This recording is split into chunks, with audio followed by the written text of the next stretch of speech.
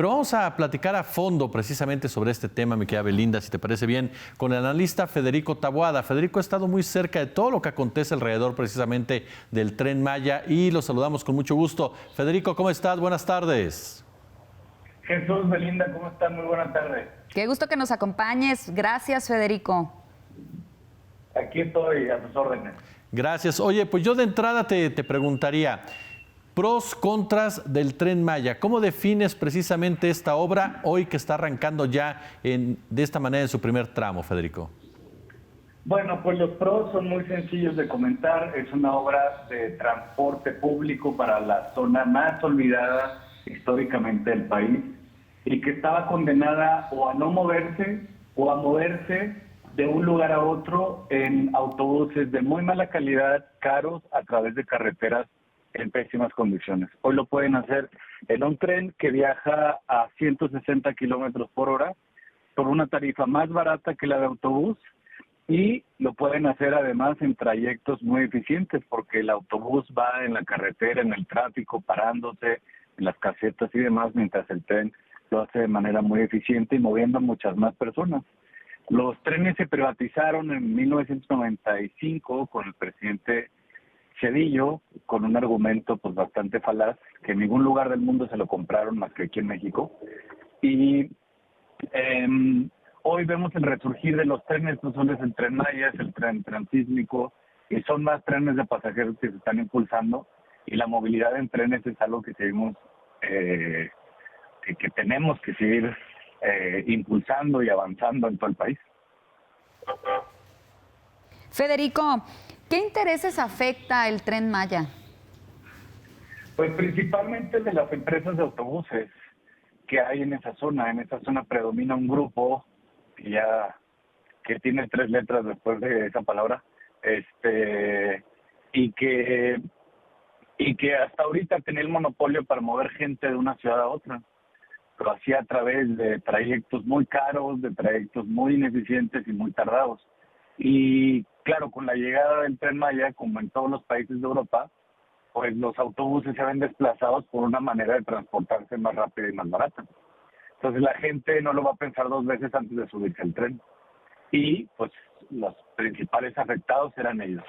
Y obviamente también la oposición política en los partidos del PAN y el PRI, que pues no ven con muy buenos ojos este tipo de infraestructuras y de servicios porque ellos piensan que lo mejor es impulsar servicios privados, pero pues los trenes no son negocio en ningún lugar del mundo. No hay un tren, no hay una red de trenes privados que sea un negocio en ningún lugar del planeta. Todos son un servicio público.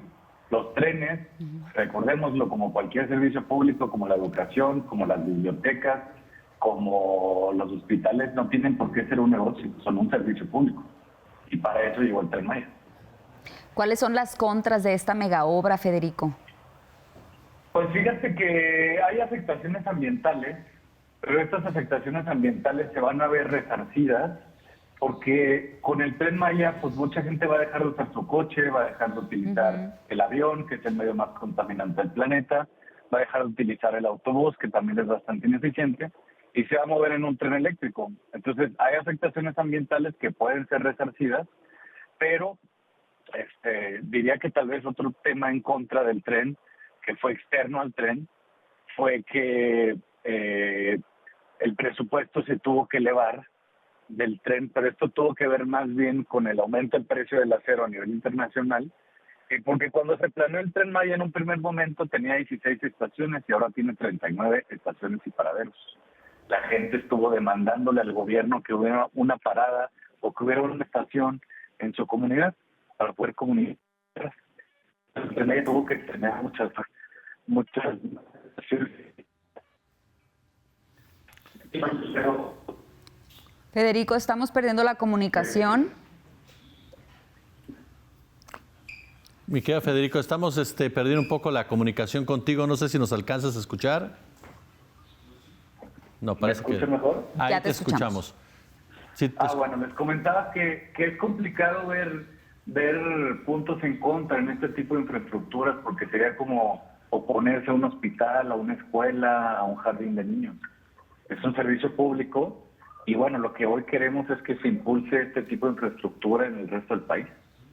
Claro. Federico, esta obra podríamos decir que simboliza lo que significa el gobierno de Andrés Manuel López Obrador en su conjunto, es decir, que se combate la desigualdad. Uno de los puntos que más he estado debatiendo es precisamente que tanto invertir en el sur del país permite también combatir las profundas asimetrías que existen entre regiones, porque no es lo mismo lo que se le ha invertido o la preocupación, digámosle así, que durante muchos años existió de gobiernos como el de Zedillo, el de Fox, el de Calderón, el de Peña, hacia el norte de la República, pero había un abandono hacia el sur. ¿Qué tanto ayuda este tren a combatir precisamente esas desigualdades? Pues muchísimo, porque hoy la gente más pobre del país va a poder utilizar una infraestructura que solo existe en los países más avanzados del mundo. Y esto tiene que ver también con no solo el desarrollo de empleos que ha habido en esta zona, sino también que ha existido esta inversión para que la gente se mueva de un lugar a otro. Usualmente cuando hablamos de la desigualdad en el mundo, hablamos acerca del ingreso que tiene la persona más rica o la persona más pobre o las mujeres, los hombres. Y realmente en este caso la desigualdad también se desnuda en otros ámbitos. Por ejemplo, pues la gente más pobre vive en los lugares más alejados de sus trabajos o de sus escuelas. Y en este caso, pues la gente más pobre también tiene menor acceso a los servicios públicos y a la infraestructura. Y por eso es tan importante el Tren Maya, porque a la gente más pobre le está dando una opción de transporte que le va a ayudar a moverse de manera mucho más eficiente y rápida desde sus hogares hasta los lugares que tengan que visitar, a sus destinos. Federico Taboada, siempre de verdad es un honor, un gusto platicar contigo aquí en Noticias 360. Muchísimas gracias, Belinda, Jesús. Les mando un abrazo. Gracias Igualmente. a ti, abrazo de vuelta. Nosotros vamos a continuar con más información porque